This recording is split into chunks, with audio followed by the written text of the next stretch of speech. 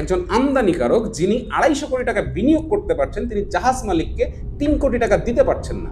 এটা কি বিশ্বাসযোগ্য?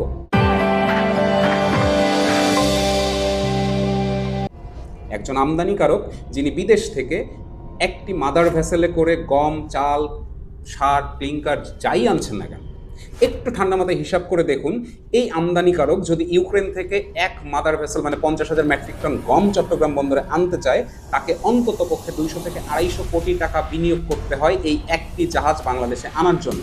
কোথায় বিনিয়োগ করতে হয়? তাকে এলসি করতে হয় গমের মূল্য দেওয়ার জন্য, তাকে বিদেশি জাহাজের মাদার ভেসেলের ভাড়া দেওয়ার জন্য টাকা পরিশোধ করতে হয়, তাকে ট্যাক্স, কাস্টমস, ভ্যাটের টাকা পরিশোধ করতে হয়, পোর্ট ডিউস পরিশোধ করতে হয়, ইভেন ট্রাকের যে ভাড়াটি সেটিও তাকে নগদে পরিশোধ করতে হয়। একমাত্র সমস্যা কোথায়? একমাত্র সমস্যা হচ্ছে জাহাজ মালিকের ভাড়া প্রদানের ক্ষেত্রে। সেটি কত টাকা? চট্টগ্রাম বন্দর থেকে যদি অ্যাভারেজ ভাড়া ধরা হয় 600 টাকা বিভিন্ন গন্তব্যে, তাহলে এই 50,000 মেট্রিক টনের জন্য ভাড়া আসে মাত্র 3 কোটি টাকা। তাহলে একজন আমদানিকারক যিনি 250 কোটি টাকা বিনিয়োগ করতে পারছেন, তিনি জাহাজ মালিককে 3 কোটি টাকা দিতে পারছেন না। এটি কি বিশ্বাসযোগ্য? একজন জাহাজ মালিক হিসেবে এটিকে আপনি বিশ্বাস করেন যে একজন আমদানিকারক যদি 250 কোটি টাকা দিয়ে জাহাজ বাংলাদেশ আনতে পারে, সে 3 কোটি টাকা আপনাদেরকে দিচ্ছে না, আপনাদেরকে আটকে রেখেছে? আপনি তো পণ্য পরিবহন করছেন সেই আমদানিকারকের, যে গম আপনার জাহাজে পরিবহন হচ্ছে, সেই গম পরিবহন করার পরেও সেই গম থেকে আটা হয়ে আপনি রুটি দিয়ে নাস্তাও করে ফেলেছেন। ইউক্রেনের সেই চাষি গমের টাকা পেয়েও গেছে, কিন্তু আপনার জাহাজ ভাড়া এখনো পাননি। দায় কার?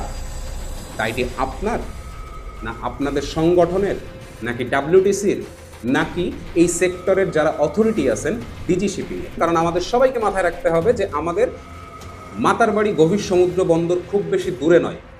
গভীর সমুদ্র বন্দর যখন চালু হবে, তার মানে এই 40-50 হাজার মেট্রিক টনের একটি মাদার ভেসেল তখন আমাদের ল্যান্ডকে টাচ করবে, তার মানে সেখান থেকে ডিরেক্টলি ট্রাকে করে এই পণ্যগুলো আনলোড করা যাবে। তখন হয়তো এই লাইটার জাহাজের আর প্রয়োজন নাও হতে পারে। যদি আমরা এই লাইটার জাহাজের সেক্টরটাকে সুশৃঙ্খল করতে না পারি, সবার জন্য ব্যবহার উপযোগী করতে না পারি, তাহলে একসময় হয়তো এই নৌ সেক্টর তার গৌরব হারিয়ে ফেলবে, তার গ্রহণযোগ্যতা হারাবে, এবং দিন শেষে এই সেক্টরে হাজার হাজার কোটি টাকার বিনিয়োগ সব কিছু শেষ হয়ে যাবে।